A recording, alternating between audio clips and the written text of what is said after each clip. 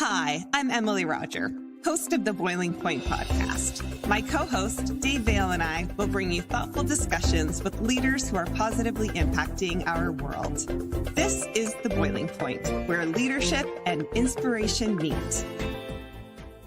There we go. Dave, we're back. How are you today? I'm good. I decided I had like an hour window between this interview and what I was doing previously, and I thought, you know what, I'm going to go for a run. And I don't know what is in the air. It was beautiful, cold, but I started sneezing when I got back, and I can't quit sneezing. So it might cause a problem here. I'll push mute for sure when that happens.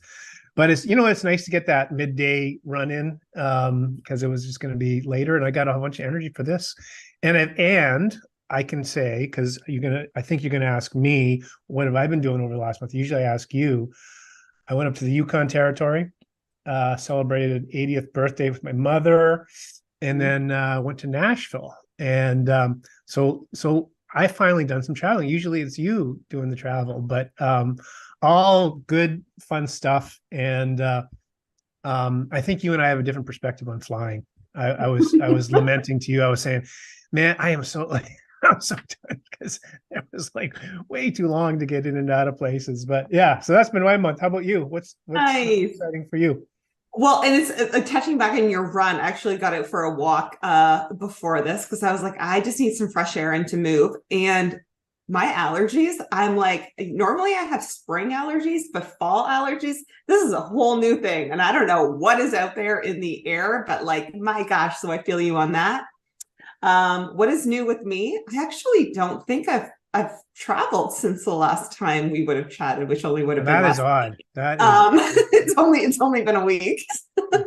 Actually, I was up to, where I did travel to this past weekend was I was up in Miramichi in New Brunswick and got to partake in the striper bass tournament. So I was invited up there. I wasn't in competition, but got invited out with the organizer of that and got to learn about a completely new fishery to me. And it was funny because I actually got to fish with conventional gear where normally I only fly fish. And so it was even this thing of like, how do I even use this? But no, I have lots of travel coming up, but for right now, I am just enjoying fall and being in New Brunswick and everything that the season brings and just being here. Yeah, lots of beautiful colors. Well, that's cool. You got up to the Miramichi, one of my most favorite places in the entire world. It's incredible. Gosh, It's so beautiful. And like, what an amazingly friendly community. Oh, yeah. Oh, it was so nice. Okay, so today we have Quentin Casey on the Boiling Point. Quentin came to us through our Director of Communications and Marketing and good friend Dave Stonehouse. And Dave and Quentin used to work together, I guess, years and years ago and still do a little bit of work together. Quentin, welcome to the Boiling Point. Hi. Hello. Thanks for having me. We right before we started recording and we were chatting, you commented on your artwork in the background and the diversity between the book cover of your latest book, Net Worth, and then all of your beautiful paintings and pictures from, I assume, your children. My finger paints, my personal finger painting collection. So that's what you do. Dave goes for a walk before you just whipped up some artwork to make sure your background. Exactly. Yes. Welcome on. Yeah. Yeah. Thanks very much. I really appreciate it. Yeah. I'm glad to be here. And we have friends in common, meaning Dave Stonehouse, who's listening in. And I'm sure you can weave a story about him in here somewhere. As he hired you, and I had the good fortune of him.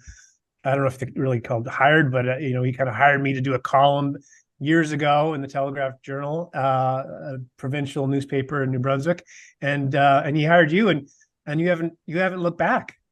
you've had this pretty prolific career as we look at your bio and stuff. Tell us a little bit about your background, Quentin.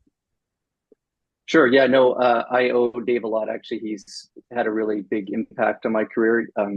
He gave me my first job there at the Telegraph Journal, and that was an awesome place to start out as a journalist. There were a lot of young journalists there at the time, so it was a great sort of like learning ground to learn everything. And just one story about Dave. I'd only been at the TJ like 3 months, and he asked me to do this week-long series on healthcare that was changes that were coming in New Brunswick. The health minister said there were going to be all these changes. So Dave wanted to look at, well, if there's going to be changes, what should we change? And so I was sort of calling all these experts and healthcare people, and every day we had a story come out about a different thing. So the series did win an Atlantic Journalism Award. So that was pretty cool. And so when I went up to get the award, I was nervous and didn't really know what I was saying. So then when I get back to my seat, my wife said that I thanked Dave 3 times and didn't mention her at all. So this is something she mentions all the time, that, oh yeah, you thanked Stonehouse like 3 times. You didn't mention me. So yeah, no, Dave's been a really great big figure in my career for sure. And so I grew up in Halifax, went to Dalhousie University, and I was the editor of the Dal paper there, and that sort of got me the journalism bug. And so I went to Western, did a journalism degree, worked at the National Post there, did an internship there, and then got hired by Dave. So yeah, it's crazy to think how long ago that was now, but like, yeah, almost 18 years ago that I sort of started in the journalism trade. Yeah. So I'm curious, for someone who likes interviewing other people, and we're going to get into, your latest book and that sort of thing. What's it like to be interviewed? Are you as comfortable? Like, is there one side of the table you prefer to be on, or are both equally comfortable? No, I just like natural. My personality is more like, if I'm in conversations, I prefer to like ask more of the questions and that kind of thing. So yeah, it's very different for me, and I do like, asking the questions and, digging into people a little bit, but it's always fun to have it be reversed, because it's when you do it yourself and then you see how other people approach it, you always learn a little bit too about the interview process and that kind of thing. So yeah, no, I enjoy it. Okay. Yeah. What's interesting about that, Emily, that would be like, so we're both executive coaches, is like, you similar to being an interviewer or a journalist or whatever, you have a natural curiosity. And then to be on the other side, when someone's coaching you, man, you can learn a lot. Like it's pretty amazing from that perspective. But I do find I much prefer asking questions. Emily's asked me to be a guest on an upcoming episode, and I'm already like kind of feeling nervous about it. And I'm not sure if I really like, well, what am I going to talk about? Like, I'd much rather ask the questions. You don't know this, but Quentin's also going to be on here, and then he's going to write a book about you. Oh yeah, that'll be good. It won't be net worth, I can tell you that much right now. Yeah, and so with that, Quentin, your latest book, so you have written 3 books, your latest one, Net Worth, it came out this past summer, and you wrote it about John Risley. That's right. Yeah, no, it came out in June, and it's been doing pretty well so far. It's in a second print run, and I guess that's sort of not surprising in a way, just because John Risley is such an interesting guy, and a lot of people have been sort of fascinated with him for years. In Nova Scotia, he's pretty much a household name, and if someone says, "Oh, Risley did this" or "Risley did that," people know who you're talking about without the first name. So, yeah, it's sort of not surprising that people want to know a little bit more about, how he's done the stuff that he has done. And so, for context for our listeners who are not Maritimers, tell us who John Risley is. And then I'm curious as to why did you want to write a book with him? Sure. Yeah. No. So John Risley is really one of the most dynamic Canadian entrepreneurs. Even beyond Atlantic Canada, he's really, the stuff he's done globally. He's on par with really anyone else in Canada in terms of entrepreneurship. So he grew up in Halifax, and his mom was a war bride that came over from England. His dad died when he was 15. He sort of his family was middle class, but they sort of struggled a little bit with money where after his father died. And so his childhood ambition was to become a millionaire. So that's what he's always been, very money focused. And he went to Dal, he dropped out of Dal, had a bunch of businesses that, just sputtered and failed. And eventually he started with his brother-in-law a lobster pound on the side of the Bedford Highway, just outside Halifax. And so that became Clearwater Seafood. So they started just selling lobsters out of tanks. Like they were in their hip waders and stuff, like lobsters in the tanks. But from that, Risley completely transformed the lobster fishery in Atlantic Canada.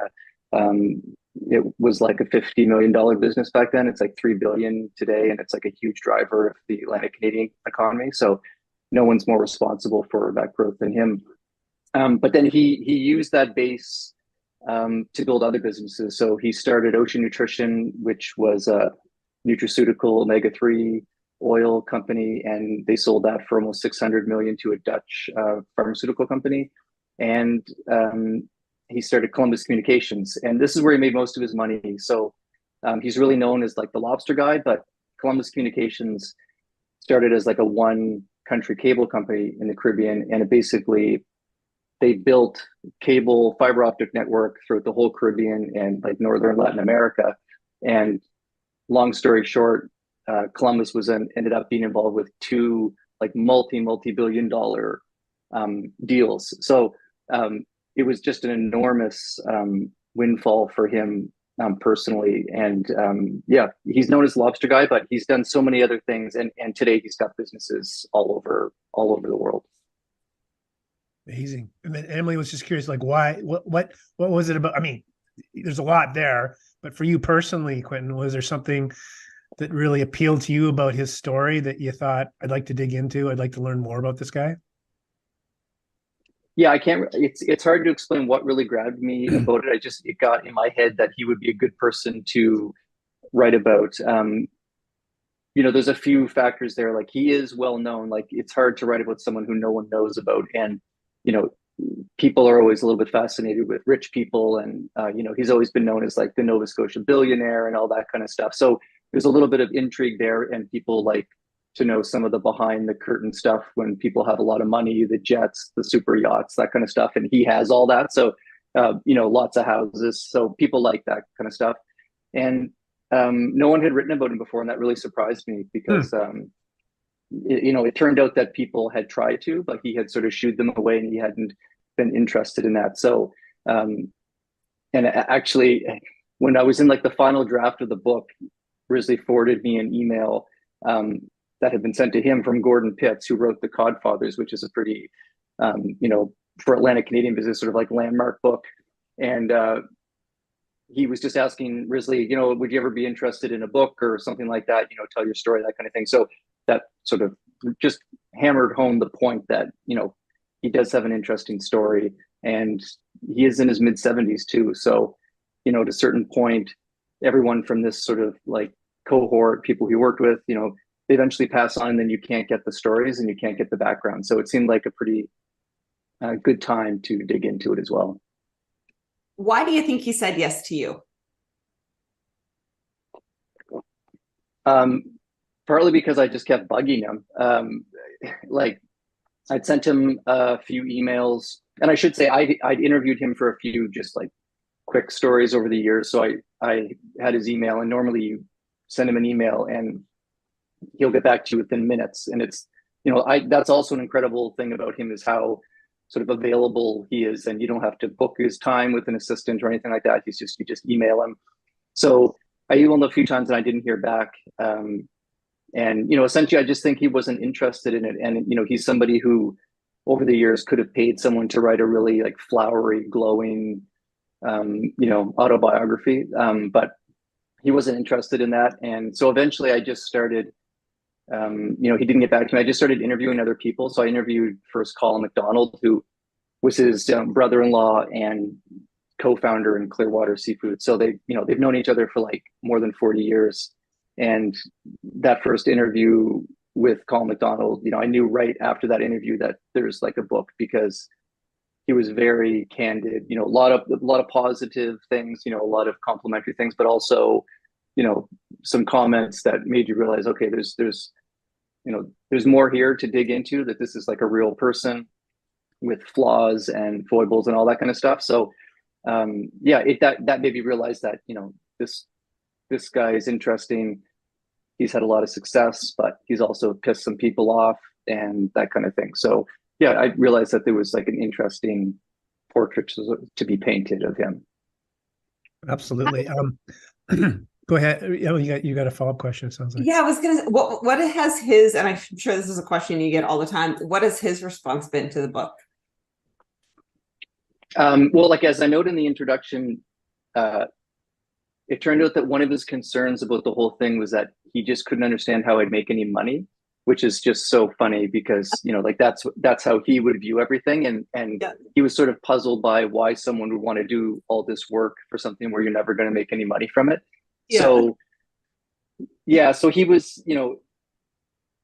he that was one of his concerns. And then, so when the book did come out, and I should say, like, wasn't commissioned by him, obviously, and it's like a work of journalism. And so he didn't see it until it was actually printed. He didn't get like a preview of it or anything. So like I delivered him copies at this cafe in Chester where he's a regular. And, he was with some people, so he didn't have a lot of time to talk, but he's like, his comment was, like a lot of work for no reward. And like, this was like probably like the 12th time he'd commented about how I wouldn't make any money. And so I did get a nice follow-up email from him maybe like a month after the book came out. And he said that he didn't really allude to the fact whether he'd read the whole thing, but he said that what he'd heard was like good, well-researched and, well-written and that kind of thing. And he said, I hope the sales have lived up to your expectations. So he was, it's just funny. He was still on this and about, not being able to make money. And his son had a funny quote where, his son said, even if you were going to like character assassinate him in this book, like he probably would have been okay with it as long as it was like a big money maker and a big hit. So yeah, that's just sort of goes to, his way of thinking versus like my way of thinking or, other people's way of thinking when they sort of approach a project like that. Quentin, at the start of your book, you have a quote, and I believe it's from an author that wrote about Lyndon Johnson: explore a single individual deeply enough and truths about all individuals emerge. So how does that resonate with you, that quote? Like what, in this process of writing around about John Risley, what started to pop up for you? I like that quote too. Just where, everybody's unique, and Risley's had a very, unique life and has done a lot of things that a lot of people haven't. But, whenever you're talking about people who are successful, ambitious, like hard driving people, there's always the flip side of that. So, like Risley was an absentee father, wasn't around a lot for his kids in like a, physically present, and then, with money, it's like, you have money causes problems, as much as it's, helps you out with all the things you can buy. And there's that element of it too. So, like I think in exploring Risley's life, there's a lot of, somewhat universal truths that come out about, sacrifice and, being a workaholic and having a lot of money and that kind of stuff. So yeah, I think that's sort of where that's sort of what that quote meant to me. Yeah. And sort of why I had it at the beginning to sort of frame the whole thing, with that quote. It's interesting. You talk about, him being a father, and as we talk about the pictures behind you from your kids, right? And the kind of, and how obviously you're a very driven person, but you're trying to be present to your children, it sounds like, as well. I wonder how people, like, I thought that's an interesting topic, right? Around being hard driving, very successful, but the cost that can come with that. And, it sounds like there was a cost for Risley and for a lot of individuals that push hard, whether it's an Olympic athlete or whatever, but just that it often can be sacrificing family. Yeah, no, for sure. And he admits that for him, business was, all encompassing. You know, he sacrificed everything else in the name of business, and he's remarried. His second wife is an entrepreneur, and she's you know, a little bit younger than he is, but she had some interesting quotes, I thought, about how she thinks that Risley and Colin McDonald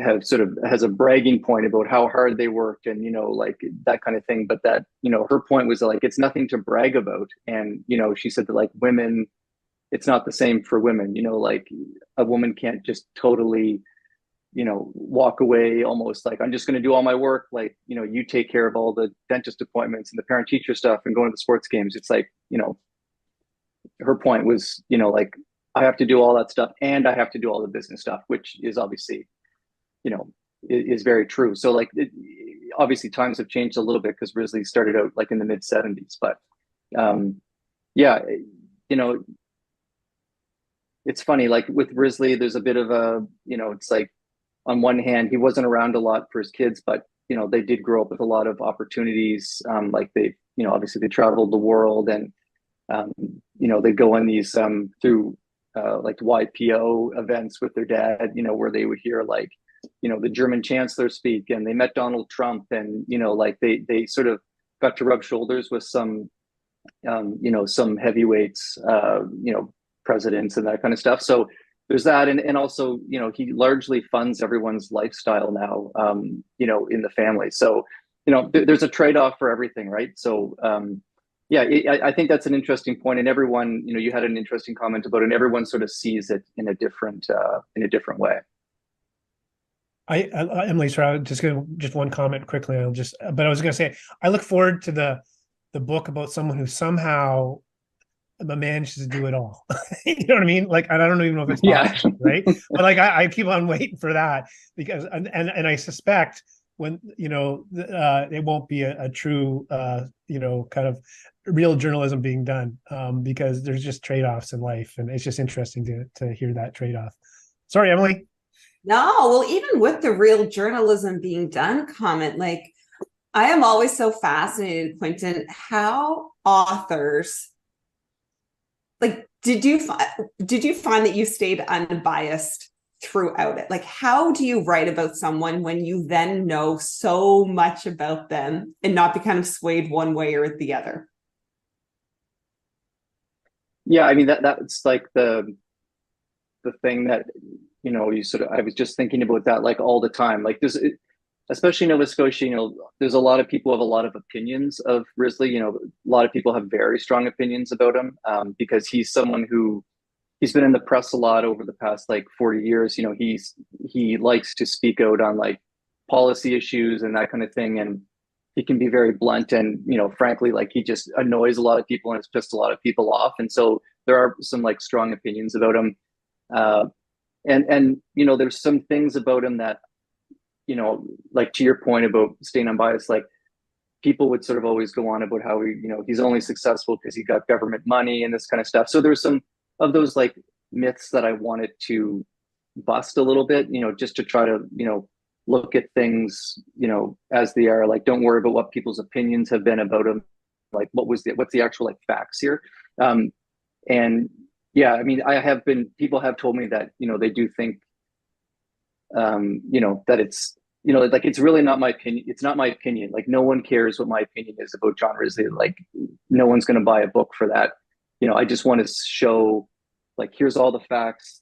These are the people who have known him the best over his life. This is what they say. So, you know, and there's obviously things where, you know, certain things that he's done or whatever that, you know, like personally you might be like, geez, like what, like not very nice or whatever, like, you know, a bit of an asshole, to be honest. But, you know, you just have to sort of like put that aside and look at the big picture, and, you know, just try to be as like, fairness is like the main thing. Like, am I being fair?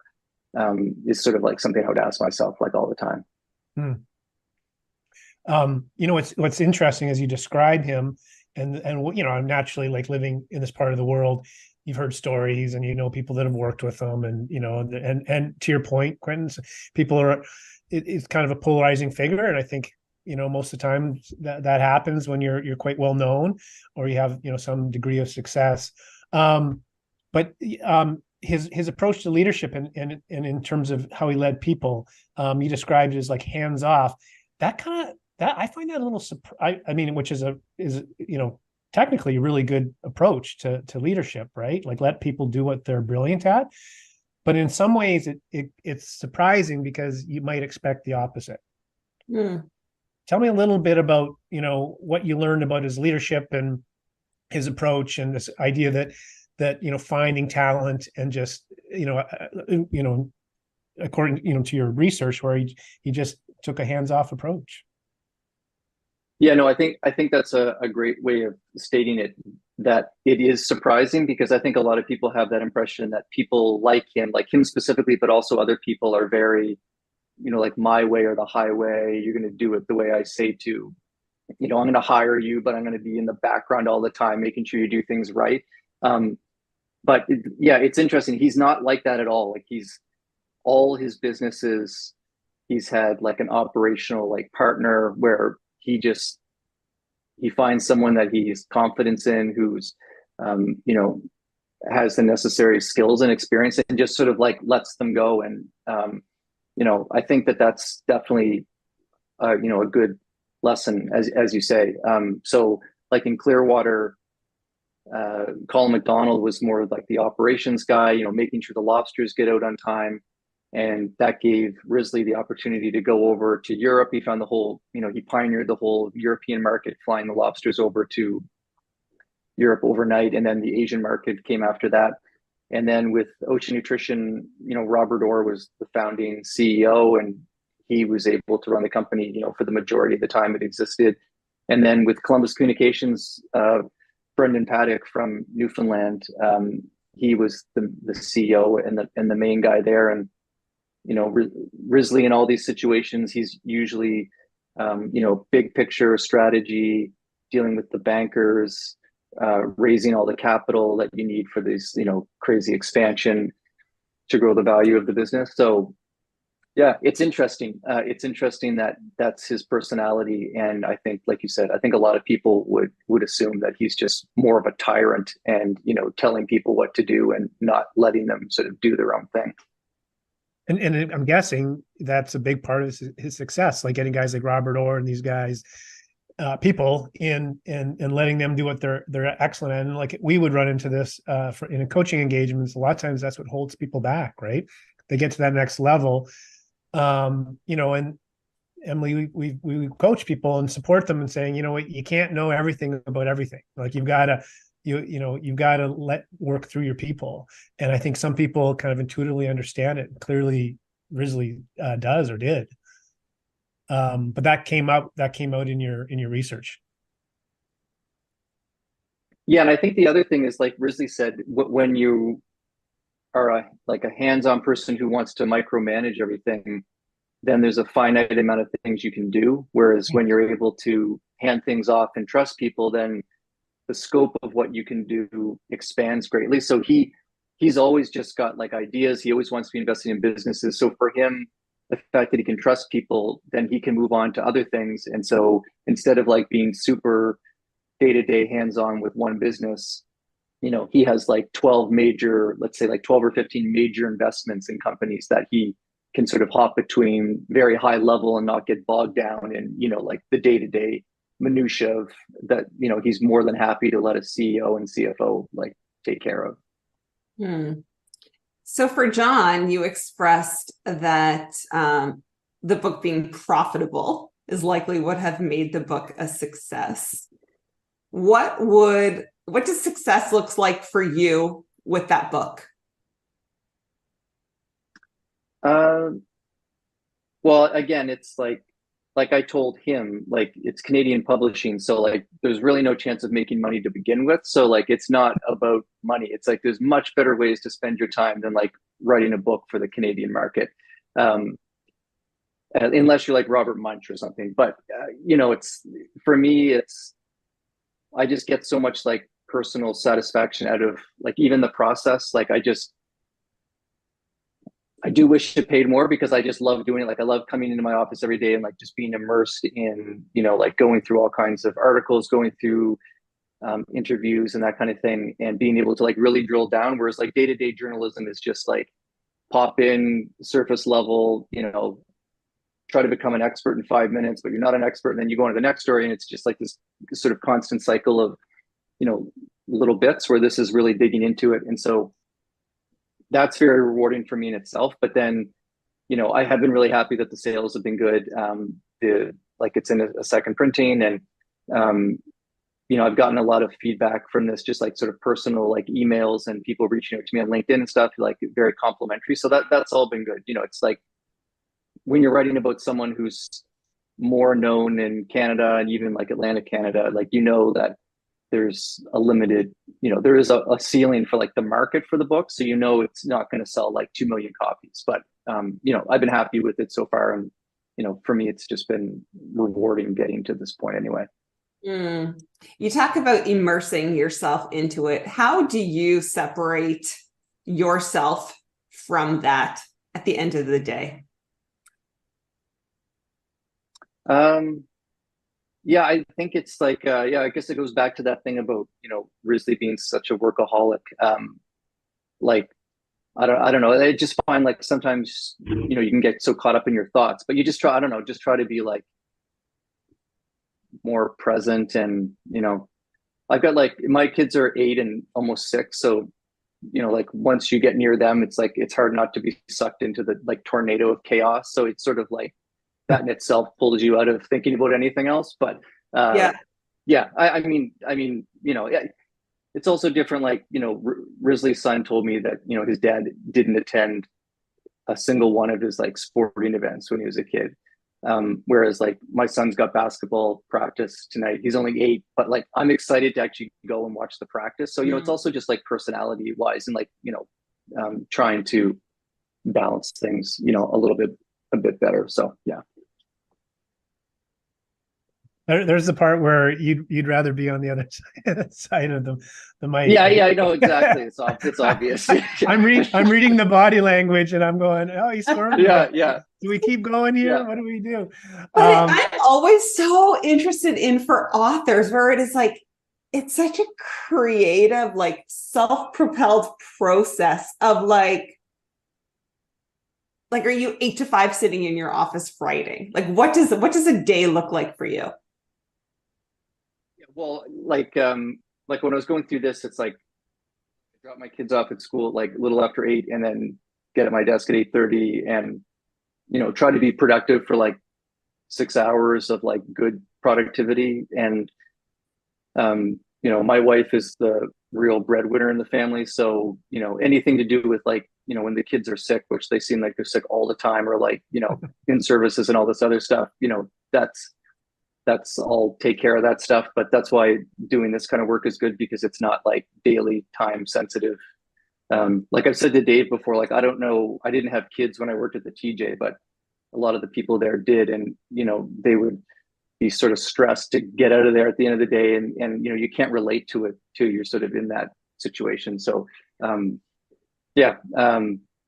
again, I guess I'm squirming again. But it's just trying to get like, I read that book, Calvin Newport, I think I got the name right, Deep Work. And that was, I don't read a lot of those sort of like books in that vein, but Cal Newport. But that was a really interesting one about needing to have like committed time where you're not distracted, and that to do anything like any significant work, like in any field, whether it's like engineering or music or anything, like you have to have those blocks of time where you're only focusing like on one thing, and that people think they can multitask really well, but really most people can't. So that you need to be focused on it. So that's what, like, I would just try to have those blocks of like a day of, like I said, like I find like my brain's fried after like 6 hours. So like 6 hours of like solid, like mental work. But yeah, I really enjoyed that book, and I'd recommend it to anyone who does any kind of like work like that, because I think there's a lot of lessons in there, but like the need to be focused and not just be all over the place, which a lot of us are. Yeah, and how kind of like busyness, being a multitasker is kind of a badge of honor, and of like of being like, oh, you're a good multitasker. And then it's like, wait a minute, like what is actually good about that? And when is it good to be able to just dial in and focus on one task at hand? And how effective is it Oh yeah, really? definitely. You've written 3 books. Have you ever got to a point where you're like deep in and think, man, I don't know if I have something here. Like, have I just wasted the last 2 months? Any of the, like, is there at any point where you start questioning, like, is this a book, or do you know what I mean? Like, because that would be, I think that would be a big fear I would have if you start, because there's some risk in this, inherent in this, in terms of time spent and energy spent, and wanting to make sure you can see a finish line, I would expect. But what's that like? Yeah, no, that's a good point. I mean, with this book, I didn't. My other books, well, all 3 of them have been published by Nimbus, which is in Halifax.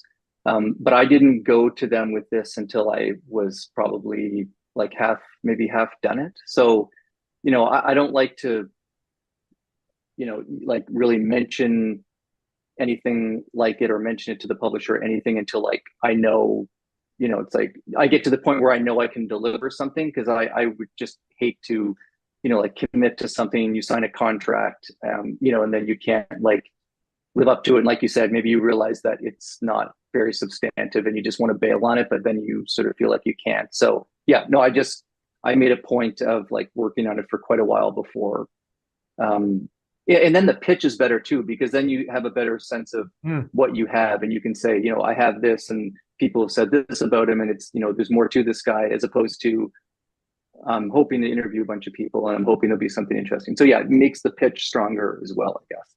Did that concern you about not having people to interview? Like, or would people actually, I mean, prior to your pitch to the publisher, obviously, because you were well into it, but would people open up and even talk about him? Would his friends talk about him? I mean, I guess you started with his brother-in-law, so that maybe gave you some indication, but I'd imagine there's some people who wouldn't probably want to have anything to do with it. Yeah, there was definitely a few people who didn't talk to me at all, but really, I talked to pretty much every like principal person in his life, other than his first wife, Judy, because while I was writing the book, they were actually in court fighting about their divorce settlement. So there was like quite a bit of acrimony there. So I wasn't able to speak to her, but I interviewed both his kids, and yeah, every principal person. People were reluctant at first though, because, and I think like sort of rightly so, people are suspicious, like, like, what are you getting at with this? Like Brendan Paddock, in particular, I was after him quite a number of times, like, would like to speak with you, because you couldn't write anything about Columbus Communications without talking to Brendan Paddock. So he was very important. And like he told me after, he was just concerned about protecting Risley, like, he didn't know what my motivations were, like some sort of takedown piece or, that kind of thing. So I guess I just tried to explain to people, what I was really interested in. Like, it wasn't just the last chapter of the book is a lot about the interpersonal things and his divorce and the fallout from that and remarriage and the sort of more, the family tensions and stuff. But, I think I showed people that I put a lot of, effort into researching the details of the businesses and all this kind of stuff, that it was about trying to get at like every aspect of his life, not just a sort of gossipy, like tell all about, the, the stuff in the family closet type thing. Right. Yeah. What stood out to me is even at the beginning of when I asked why he said yes to you. And what I took from that was that you had already established a relationship and trust within him, between the two of you. Yeah. I mean, yeah, maybe. I mean, I did try to make him realize that I was interested in exploring, like I said, like points about his career, and that, that I guess that I was sincere in it. Like, I think I just wanted to show that I was sincere in why I was trying to do it. I wasn't just trying to embarrass him and, just get at the salacious stuff. So yeah. I mean, you'd have to ask him whether he trusted me or not. But yeah. He's on next, so we'll find out. Yeah. What another piece that I just wanted to touch on, because it is just, you know, the importance of risk taking and like what, you know, what you learn, because man, you gotta like, actually, this is really, I'm as an entrepreneur, I'm always interested in the perspective on risk, and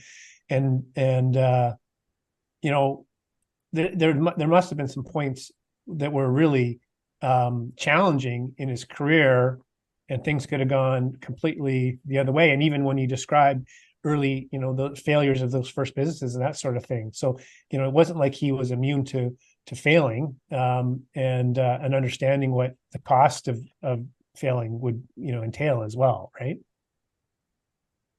For sure. Yeah. And even, you know, like successful entrepreneurs, like in Nova Scotia, George Armoine is a big developer, successful entrepreneur. And people like him, they all say that nobody is a risk taker like Risley is. Like by any Canadian standard of like risk taking entrepreneur, that he is in like the elite of the elite, because he's always, you know, everything is always in the middle of the table and always has been. So, you know, he just has that mindset where he's okay, like skating along the edge for like long periods of time, where he knows full well that the whole thing could go down the tubes and like hundreds of $1,000,000 could be lost and that kind of thing. So, and the returns obviously like reflect the risk, but you know, he's borrowing money to pump into investments. So it's not like he's just taking from his bank account and putting these amounts into companies. Like he's borrowing, you know, whatever percent, and you know, the rationale is that, you know, then you're going to get a multiple when the business sells, and you know that return is going to weigh away the borrowing cost. So yeah, he's like, one of his friends, David Himmelman, who runs another fishing company around here, said, you know, like his liquidity probably sometimes is like next to zero. You know, like you know, he's super rich, but like, you know, he probably has very little liquidity just because he's so invested in everything. And you know, David Himmelman said that he would have an absolute heart attack if he was, you know, going about things like John Risley was. But that's just one of the things. And you know, you can't teach that or anything, and you can't sort of like emulate that, because it's like you just have it or you don't. But yeah, no, he's just he's full in all the time. And like the stuff he's invested in now, he's, you know, in biofuels and electric vehicles and protein from crickets and all kinds of, like, he's in all kinds of stuff, and just pushing, you know, more and more money into it. And there's a big project in Stephenville that he's involved with World Energy, where they're trying to with wind power and stuff like that. So yeah, no, he's still at it, mid-70s, still like pumping huge amounts of money into these investments. It's pretty incredible. And a follow-up to that would be like, where do you think that, like, you probably know more about him than anyone, like, where do you think that comes from, that drive? Like, is there a childhood story there, or how he grew up, or do you know what I mean? Like, what would you think would? Yeah, I mean, like I said, his dad died when he was 15, so it was him and some siblings were still at home, and you know, his mom sort of had to. It was, like I said, it's not like they were not poor. The McDonald's, by contrast, were poor in Halifax. So you know, there were 7 McDonald kids, and they were very poor. Grew up in Fairview, and like half of them are multimillionaires now. But you know, I think Risley said he had that sort of sense, like ingrained when he was a kid, that, you know, he had to contribute in some way, like very early on, had to like contribute in some way to the household. So, you know, I think that's part of it. But, you know, his Scottish headmaster at school when he was like 10 or 12 asked the class, you know, what does everyone want to be when they grow up? And you got the normal, like, doctors, lawyers, that kind of thing. And his goal was to be a millionaire, like, you know, so that's what he was thinking about at that age. So I think some of it's just there. And, you know, like when you're super rich and you don't really want for anything, and you're in your mid-70s and you're still doing like really risky investments, and you know, he helped bring MDA, the space company, sort of repatriated from the States back to Canada, which was like an enormous deal. I think it's really more innate. I think it's just like aptitudes, and I think like that's just sort of like the way he's made up. Because why else would you be doing it still in your 70s? When you don't have to. It's not like he's doing it like for work or he has to pay the mortgage. Like it's he's doing it because he really wants to. Yeah. What's next for you, Quentin?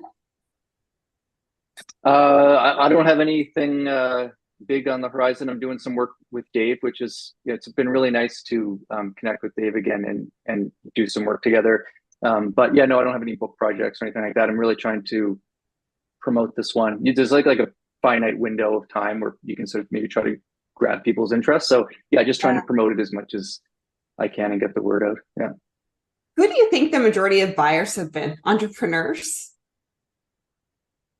It's a good question. Amazon has the categories where the book is like in its rankings and things, and it's in the entrepreneurship category and the titans of industry category and stuff like that. So I think there's a huge appetite for those books where people are looking for like inspiration, but also a bit of a how-to on how can I be successful like this person.